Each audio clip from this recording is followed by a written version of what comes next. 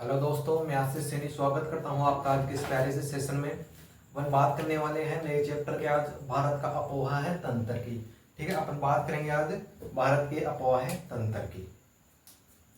ठीक है, अपन बात करेंगे अपोहा है तंत्र की। ठीक है, सबसे पहले देखते हैं अपन अपोहा है होता क्या है। अपोहा है क्या होता है।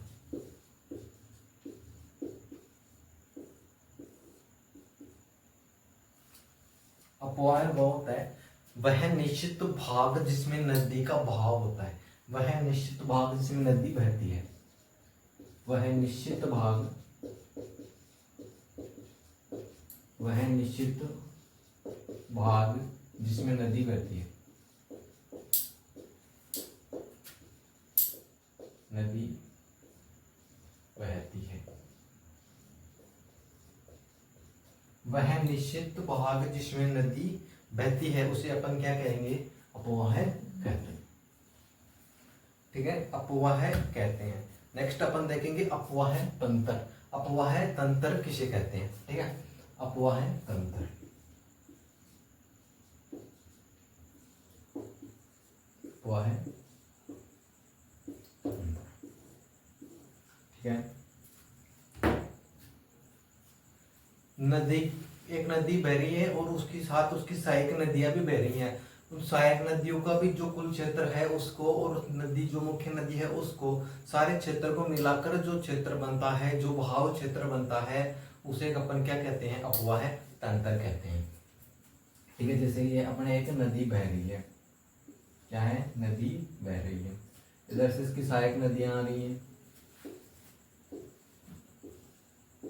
सहायक नदियां आ रही हैं।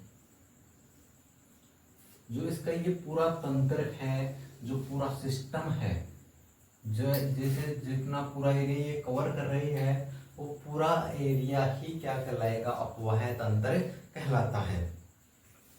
ठीक है, अपन इसमें देखते हैं नदी का बेसिन। नेक्स्ट अपन इसमें देखेंगे नदी, नदी का बेसिन क्या होता है। जो ये पूरा क्षेत्र है या भाव क्षेत्र है उसे अपन बेसिन कहते हैं। बेसिन, नदी बेसिन।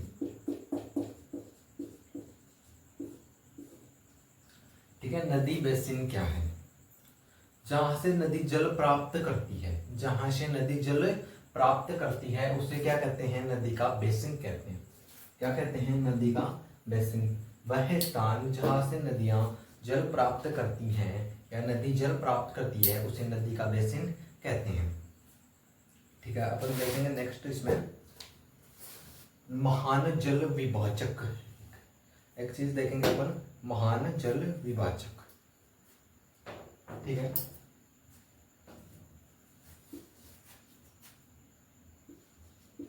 जल विभाजक। अपोहा तंत्र की मुख्य मुख्य चीजें देख रहे हैं टॉपिक वाइज अपन। जल विभाजक, जल विभाजक क्या होता है, वह उच्च भूमि जो अपोहा तंत्र के बीच में, अपोहा बेसिन के बीच में स्थित होता है तथा उसे अलग करता है या जल को अलग अलग दिशाओं में प्रवाहित करने में सहायक होता है, उसे अपन क्या कहते हैं, जल विभाजक कहते हैं। वह उच्च भूमि क्षेत्र जो नदी के जल को अलग अलग ढाल के हिसाब से अलग अलग बहाता है या अलग अलग भागों में विभाजित करता है, उसे क्या कहते हैं, जल विभाजक कहते हैं। ठीक है, अपन देखेंगे नेक्स्ट महान जल विभाजक। क्या, महान जल विभाजक। महान जल विभाजक। ठीक है, नेक्स्ट अपन देखेंगे महान जल विभाजक। महान जल विभाजक जो अपने पर्वतीय क्षेत्र हैं, जो पहाड़ हैं, पठार हैं, वो एक तरीके से नदियां उधर से उद्गम नदियों का होता है और उसे बहाव क्षेत्र के हिसाब से अलग अलग दिशाओं में नदियों को बहाती है, उसे अपन क्या कहेंगे, महान जल विभाजक कहते हैं। ठीक है, यह अपना एक आभासी मानचित्र रेडी है भारत का। ठीक है, इधर अपने इधर क्या है, बे ऑफ बंगाल, बंगाल की खाड़ी, बंगाल की खाड़ी, ठीक है, बंगाल की खाड़ी। अब देखते हैं महान जल विभाजक के रूप में भारत में कौन कौन से पर्वत या कौन कौन से क्षेत्र स्थित हैं। ये अपने तिब्बत वाले क्षेत्र से स्टार्ट हो जाता है महान जल विभाजक।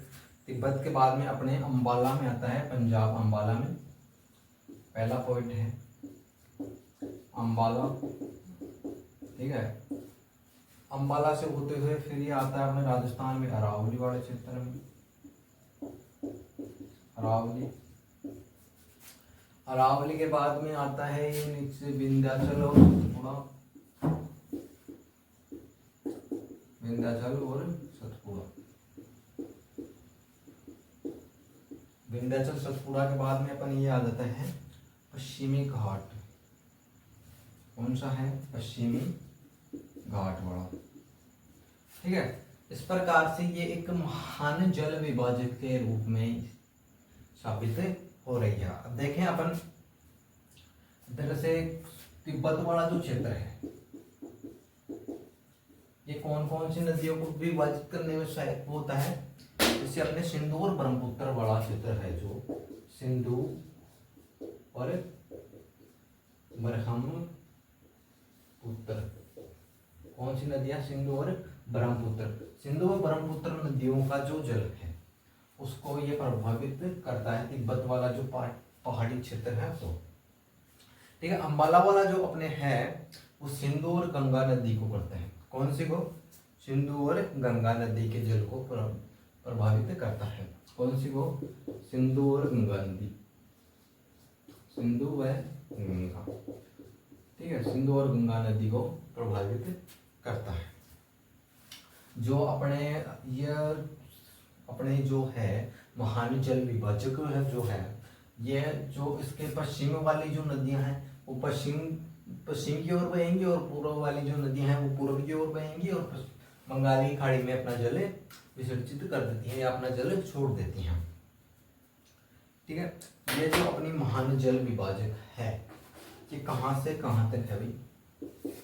तिब्बत से प्रारंभ होती है, तिब्बत से कहाँ तक है? कन्याकुमारी तक, कन्याकुमारी तक। कहाँ से कहाँ तक है? तिब्बत से कन्याकुमारी तक फैली हुई है। यह है अरब सागर और बंगाल की खाड़ी का जो जल है उसको विभाजित करती है। उसमें जो नदियां जल गिराती हैं उन नदियों को विभाजित करती है, ठीक है। उसमें जो नदियां जल गिराती हैं उन नदियों के जल को विभाजित करती है। क्या? महान जल। बात करेंगे भारत के अपवाह तंत्र की। अपने को पढ़ना क्या है? भारत का अपवाह तंत्र, भारत का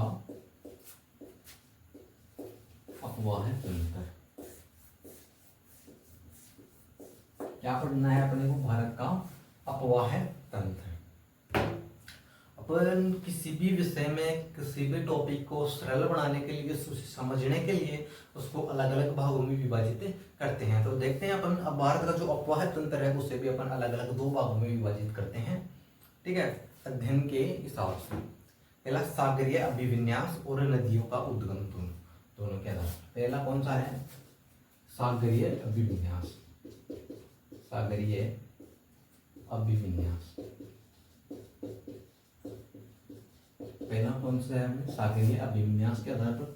और दूसरा देखते हैं अपन उद्गम के आधार पर, उद्गम के आधार पर, उद्गम का आधार,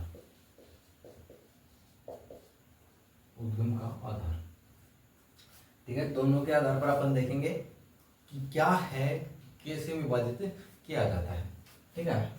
जो सागरीय अभिविन्यास है, ठीक है, उसमें अपन देखेंगे पहले अरब सागर, बंगाल की खाड़ी और अंतर स्थापित नदियां हैं, उनको तीन भागों में विभाजित किया गया। इसको भी कितने भागों में विभाजित किया गया है? तीन भागों में अलग अलग विभाजित किया गया। पहला कौन सा है? बंगाल की खाड़ी वाला। कौन सा है? बंगाल की खाड़ी, बंगाल की खाड़ी। और दूसरा कौन सा है? अपने अरब सागर वाला, अरब सागर। तीसरा कौन सा, अंतरः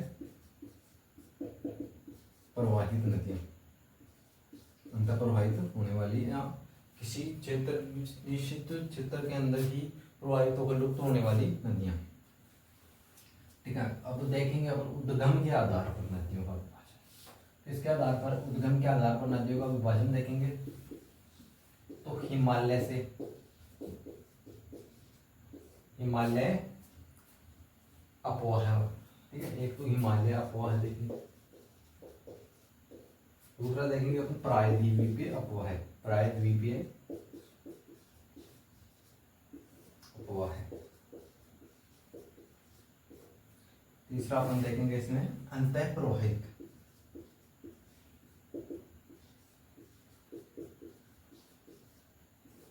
ठीक है। अब अपन नेक्स्ट देखेंगे एक एक को, दोनों में से क्या क्या देखते हैं अपन। सबसे पहले अपन देखेंगे उद्गम के आधार पर जो नदियों का विभाजन है उसको अपन देखेंगे। एक तरीके से उद्गम के आधार पर जो नदियां हैं उससे अपन भौगोलिक विभाजन भी कहते हैं। क्या, भौगोलिक विभाजन, किसको, भौगोलिक विभाजन, भौगोलिक विभाजन क्या कहते हैं, भौगोलिक विभाजन। जो उद्गम के आधार पर नदियों का जो उद्गम है उसको अपन पढ़ेंगे नेक्स्ट क्लास में कि कौन सी नदी कहाँ से उद्गम होती है। पहले देखेंगे अपन नदियों के उद्गम के आधार पर टॉपिक को, ठीक है।